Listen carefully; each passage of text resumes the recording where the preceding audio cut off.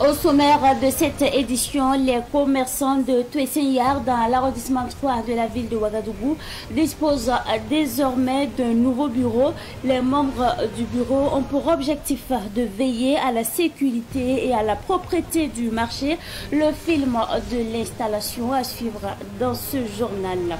Le nom Naba Flobi et son staff a rendu une visite au PDG de Savane Media ce matin, une occasion pour l'artiste d'exprimer sa reconnaissance au PDG du groupe Savane Media qu'il a soutenu depuis le début de sa carrière musicale, à suivre dans ce journal. Mesdames et messieurs, bonsoir et bienvenue à ce rendez-vous consacré à l'actualité sur Savane TV. Et comme annoncé en titre, les commerçants de Twesenyar dans l'arrondissement 3 de la ville de Ouagadougou disposent désormais d'un nouveau bureau pour la gestion du marché. Le nouveau bureau a pour tâche d'assurer la sécurité, la propreté du marché. C'est au cours d'une assemblée générale tenue hier au sein du dit marché que les membres du bureau ont été installés. C'est un reportage signé Abdoulaye Kida. C'est à l'unanimité des commerçants que Madi Sawadgo a été désigné nouveau président des commerçants de Twesenyar. Il sera assisté d'un secrétaire général, d'un trésorier et d'une présidente des femmes. Le secrétaire général invite l'ensemble des commerçants à soutenir le nouveau bureau. Nous sommes quatre à être désignés par les commerçants. Il y a le président, il y a le secrétaire général, il y a le trésorier, et puis il y a le responsable des femmes. Alors donc nous profitons de l'occasion pour remercier tous les commerçants du marché pour ce qu'ils ont fait. Et nous méritons leur confiance et nous demandons aussi leur confiance. Puisque c'est ensemble que nous allons relever le défi. Une chose est de nous faire confiance, de nous désigner. La deuxième des choses est de nous accompagner, de nous soutenir. Tout ce que nous allons faire. Quand il y a quelque chose, quand on lance l'appel, que chacun réponde. C'est ensemble que nous allons réussir. Aussitôt installé, le nouveau bureau pense à faire face aux défis de la lutte contre l'insécurité et l'insalubrité. Le travail que vous avez vu ici ce matin, on pouvait le voir au temps de la révolution du capitaine Thomas Sankara. Et pendant la révolution, c'est ce que les gens faisaient, sortir comme ça et puis désigner ceux qui seront au devant de leur chose. Donc avec le capitaine Ibrahim Traoré, c'est la même chose. Ils ont prononcé, c'est la révolution progressiste et populaire. Donc c'est le pas que nous emportons. Donc nous avons donné le choix aux commerçants du marché de Twesenyar.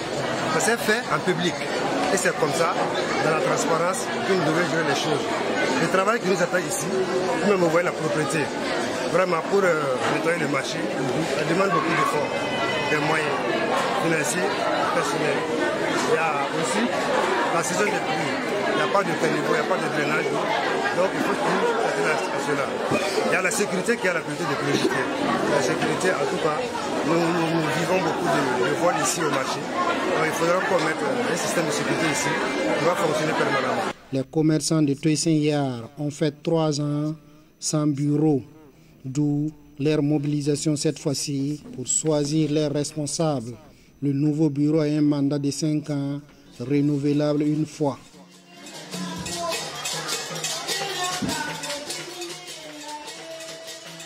L'église des Assemblées de Dieu de Kintpalgo, située dans la commune de Koubri, apporte son soutien aux veuves et orphelins des forces de défense et de sécurité tombées sur le théâtre des opérations. Elle a offert du riz, de l'huile et la somme de 300 000 francs CFA au profit de ces personnes. Le don a eu lieu ce matin à la direction de l'action sociale des armées. La précision avec Yacouba Kemtouré. Ce don en espèces et en nature, composé de 80 sacs de riz de 25 kg, de 150 litres d'huile et de la somme de 300 000 francs CFA, vient soutenir les veuves et orphelins des forces combattantes tombées au front. Une initiative de l'Église des Assemblées de Dieu de Kintpalgo, dans la commune de Koubri, qui réconforte le directeur général de l'action sociale des armées. Nous ne pouvons qu'être honorés et être fiers d'eux pour le geste qu'ils ont posé en direction de ce public cible qui est si fragile. Quand les combattants savent que derrière eux, ils sont soutenus, ça les motive. Ce don intervient après la semaine de prière de l'Église des Assemblées de Dieu de Kierpolgo qui s'est tenue du 1er au 6 avril dernier. Pour le pasteur principal de l'Église, Isaka Michel Nikema, il est nécessaire de prêter main forte à ces veuves et orphelins des soldats. Ceux qui sont tombés sur le champ de la bataille, c'est nos petits frères, nos aînés, c'est nos enfants. Et les femmes qui sont aussi avec nous et les enfants sont de la famille. Et ce qui motive encore, c'est que ceux qui sont tombés sur le champ d'honneur, ils sont allés pour combattre pour la cause nationale. Et comme ils sont tombés pour chacun de nous, alors nous avons décidé de faire preuve.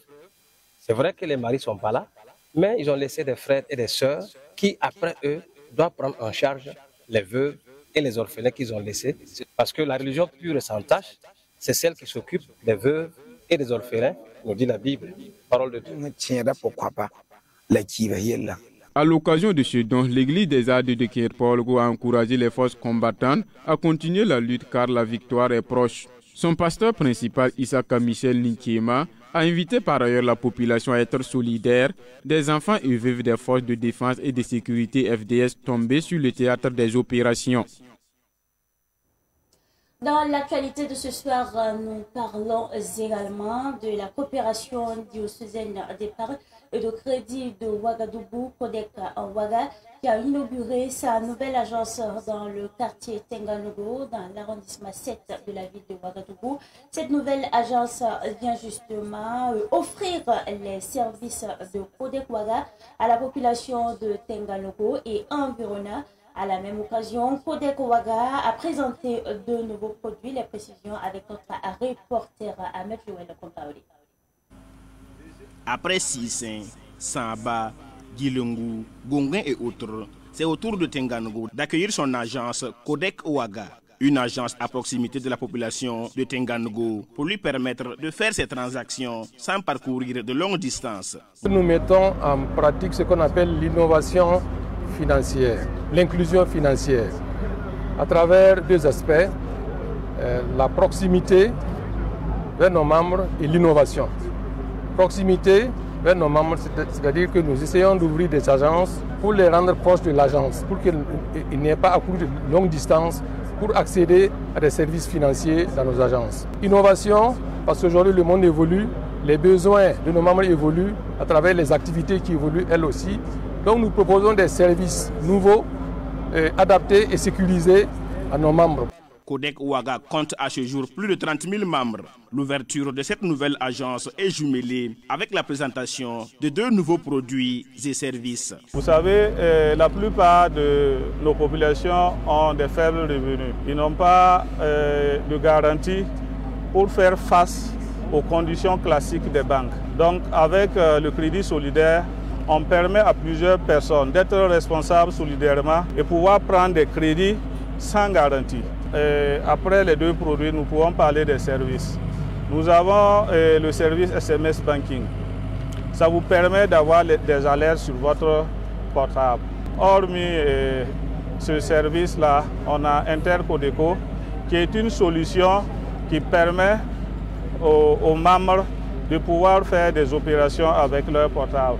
L'archevêque de Ouagadougou, Monseigneur Prosper Contiebo, président d'honneur de la Codec Ouaga, est représenté par Abbé Kissouen Sida Désiré Rwamba, économe du diocèse de Ouagadougou. Je suis là représentant l'archevêque de Ouagadougou, Monseigneur Prosper Contiebo, et le message qu'il a lancé à l'endroit de la Codec et à l'endroit de la population, c'est un message d'adhésion de façon massive à la Codec. Vous savez que la Codec, c'est un outil de la pastorale de l'archidiocèse de Ouagadougou, sa pastorale sociale et économique, qui permet aux populations de pouvoir se développer et développer leurs activités. Après la coupure du ruban, l'économe du diocèse de Ouaga a procédé à la bénédiction de l'agence et de ses travailleurs.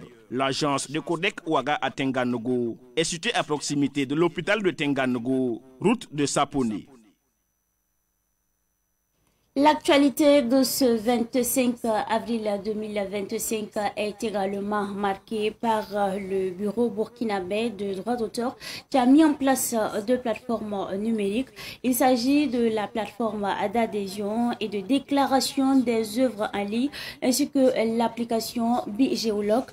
Ces plateformes permettront justement de révolutionner la culture de droits d'auteur au Burkina Faso. Le lancement officiel a été fait hier lors d'une conférence de presse à Ouagadougou. Revivons cette conférence de presse avec nos reporters Diamilato Osakana et Fideline Obansi.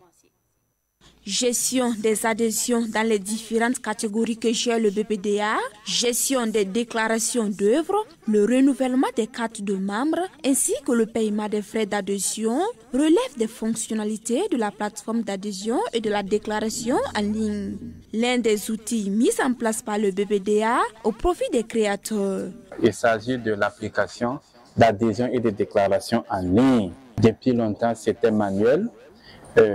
Nous avons enregistré régulièrement des doléances des acteurs pour pouvoir être membre du BPDA tout en économisant un certain nombre de ressources, que ce soit en temps, que ce soit en argent, puisque pour se déplacer, il faut avoir un moyen, tout ça.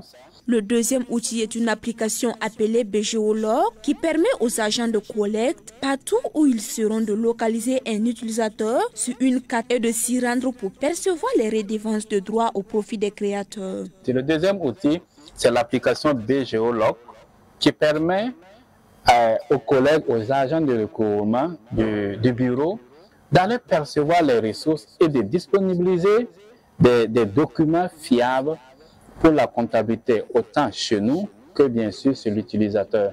Le directeur précise que ces deux plateformes mettent en confiance les utilisateurs car ça leur permettra d'avoir une traçabilité sur leurs impayés, leur statut de paiement et autres.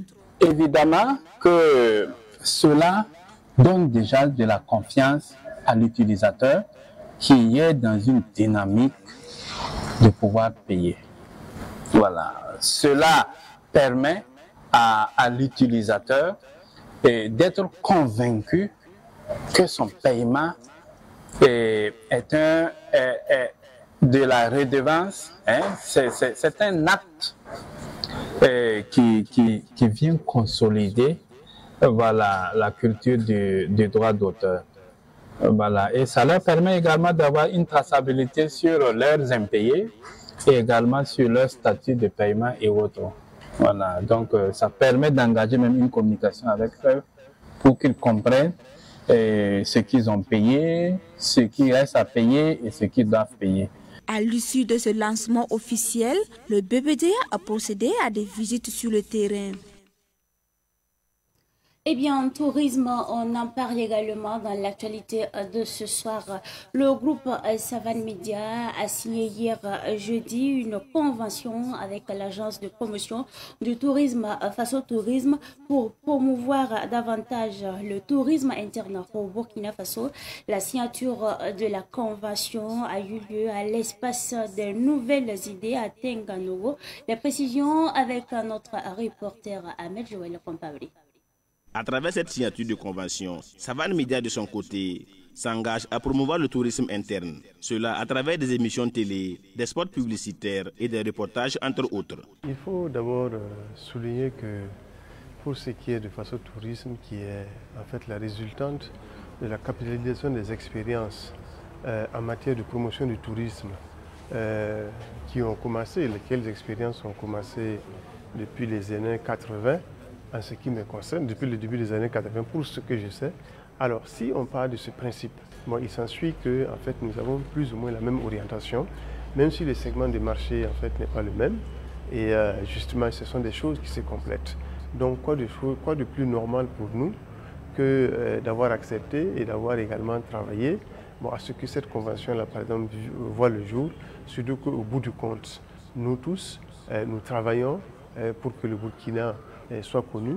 Nous travaillons pour que le Burkina puisse s'enrichir. L'agence Faso Tourisme, pour sa part, va œuvrer au renforcement des capacités des journalistes de Savane Média sur les questions touristiques. Pour le DG de Faso Tourisme, ce partenariat scellé avec Savane Média n'est pas fortuit. Il faut dire que Savane Média s'est inscrit dans une dynamique qui contribue énormément à la promotion de la culture et du tourisme. Et Faso Tourisme également a pour mission la promotion de la destination Burkina Faso à travers la valorisation effectivement de ce potentiel touristique et culturel. Donc c'est dit que quelque part nous avons effectivement des objectifs communs et c'est ce qui a motivé cette collaboration pour que nous puissions unir nos forces pour mener le combat qui est de faire en sorte que le Burkina Faso soit une destination de choix. La destination à ne pas manquer. Comme on le dit aussi, Savane Média, c'est un média qui est très proche des populations locales. Nous sommes dans le cadre de promotion du tourisme interne. Et nous avons 80% des Burkinabés qui ne parlent pas le français. Donc Savane Média, dans sa ligne éditoriale, diffuse beaucoup d'émissions en moré. Et pour nous, c'est vraiment un média stratégique par lequel nous allons passer pour atteindre la cible qui est la population burkinabé. Avec cette signature de convention, Savane Média et l'Agence nationale de la promotion du tourisme vont travailler en synergie pour le développement du secteur touristique burkinabé. L'artiste musicien Flobi et son staff étaient en visite ce matin dans les locaux du groupe Savane Média. Une visite empreinte de reconnaissance. Objectif remercier le PDG du groupe Savane Média, Aboubakar Zida de Sidnaba, pour son soutien depuis le début de sa carrière musicale. Les précisions avec Madinatou Ouedraogo.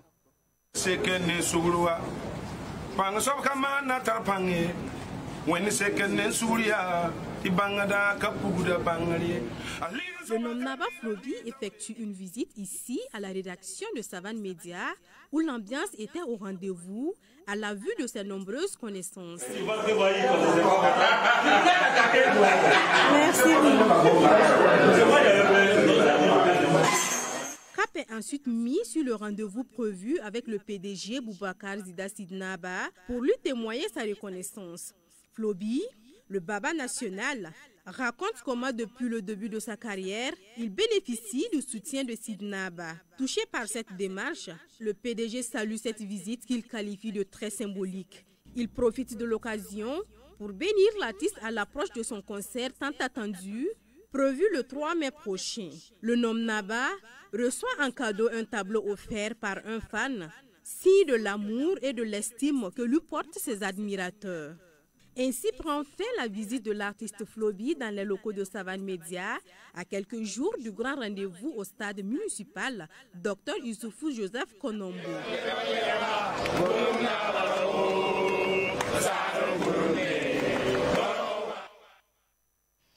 Et nous parlons cette fois-ci actualité internationale après la sortie du ministre de la Sécurité accusant la Côte d'Ivoire dans la tentative de déstabilisation.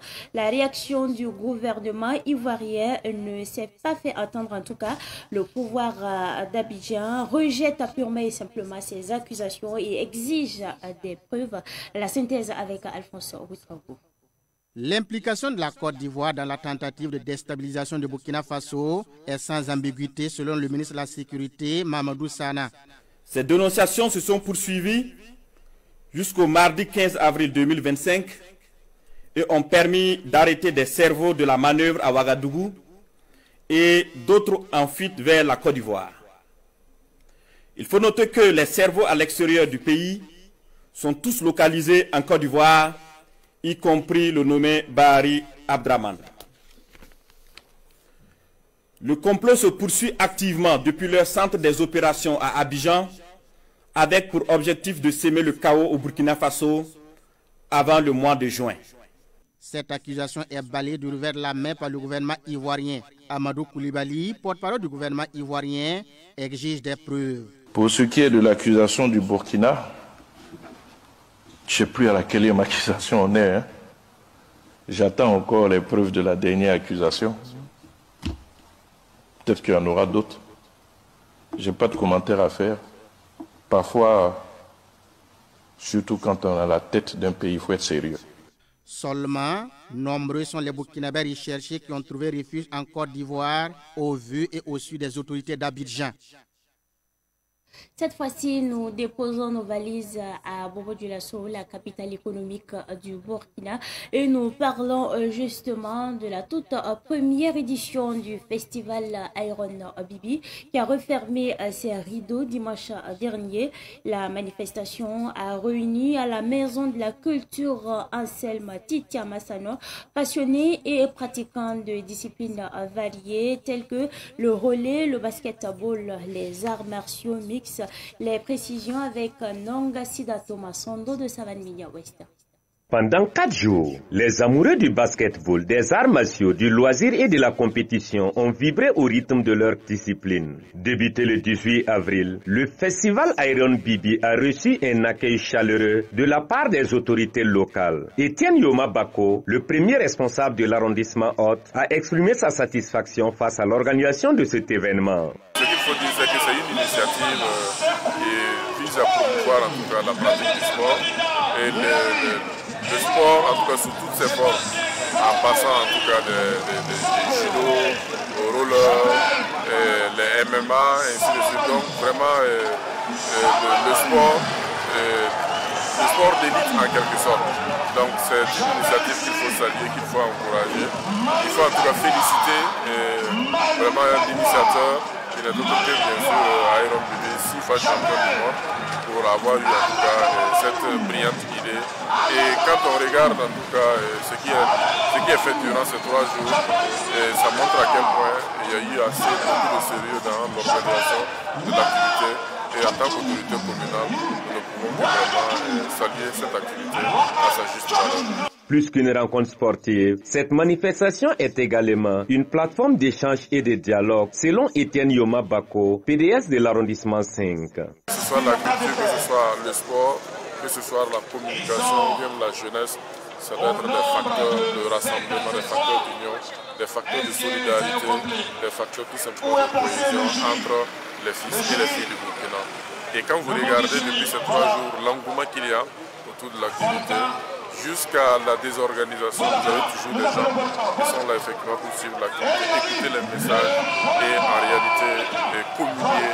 Et c'est vraiment tout ça qui est important dans le contexte de notre pays que nous avons aujourd'hui, marqué par l'insécurité. La première édition du festival Iron Bibi se positionne ainsi comme un événement phare dans le calendrier sportif burkinabé, ouvrant la voie à de futures initiatives qui pourraient allier sport et développement social. Les compétitions ont été marquées par des performances impressionnantes, mettant en lumière non seulement le talent des participants, mais aussi la diversité culturelle qui caractérise le pays. Cette pensée positive avant de refermer cette édition. Éloignez-vous de ceux qui ont profité de vous, mais agissent comme si vous n'aviez jamais rien fait pour eux. C'est tout pour cette édition du soir que j'ai pris en tout cas du plaisir à vous présenter. Merci à vous pour votre constante fidélité. Excellente suite de programmes en compagnie, bien sûr, des programmes de la télévision des nouvelles idées.